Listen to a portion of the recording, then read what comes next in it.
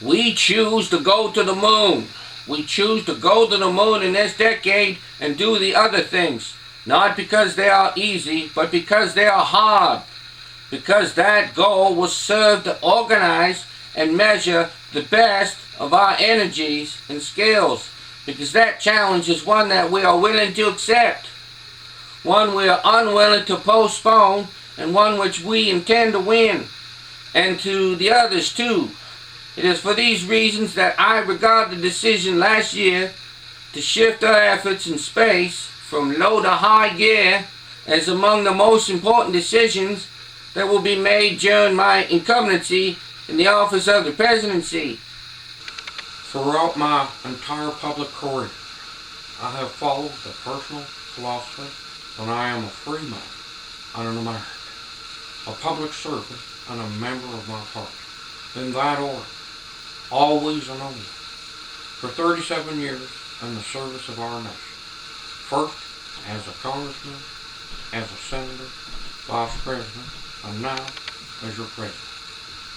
As president of all the people, I cannot disregard the peril to the progress of the American people and the hopes and prospects for peace for all people. I have spoken to you from this office. There are so many decisions that have been made that shape the history of this nation.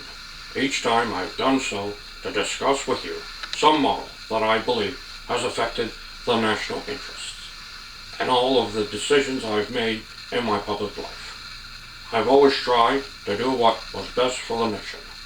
Throughout the long and difficult period of Watergate, I hope that it is my duty to persevere. I don't know where the tapes are. I need to find them.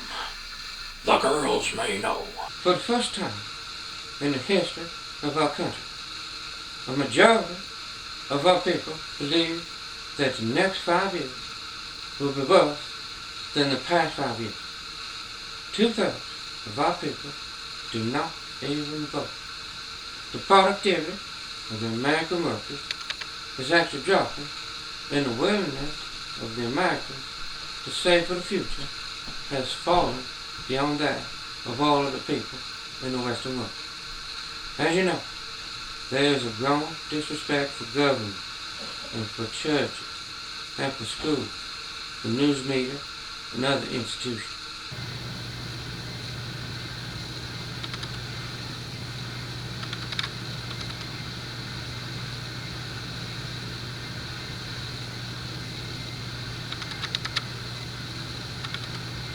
Well, as your president, I feel it is necessary to share some jokes with you all.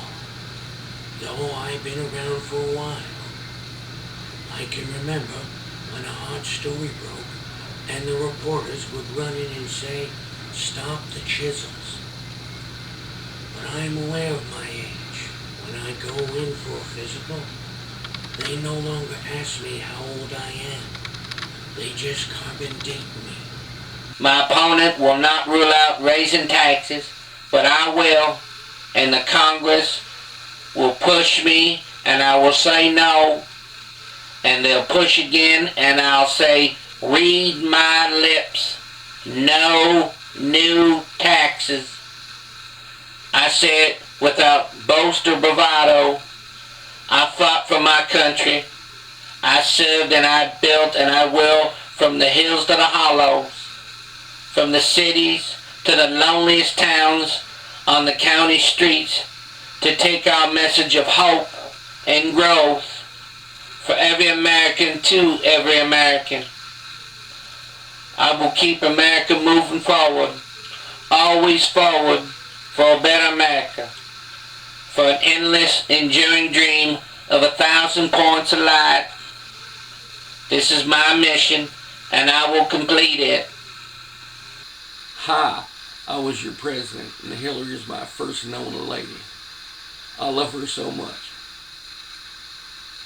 So if you want to know if I care so much about children and about our future, it all started with Hillary. She has always been a great first lady. She has always been there for our family. And she will always be there for the families in New York and America. Now her hair is a little bit more grayer, and her wrinkles a little bit more deeper. That's okay. Look at me. I look good. That's right. There's a lot more where that came from. I can tell you that. A tribal sovereignty says that it's sovereign. You have been given a sovereign, which makes it a sovereign entity. So the relationship between tribes and government are sovereign entities. Did I say those words? It will end in the defeat of the totalitarian. Our enemies are innovative and resourceful, and so are we. We don't stop on finding ways to harm our country and harm our people, and neither do we. I think war is a dangerous place. It will take time to restore chaos. You fooled me. You can't fool me again. I'm your prisoner. Thank you.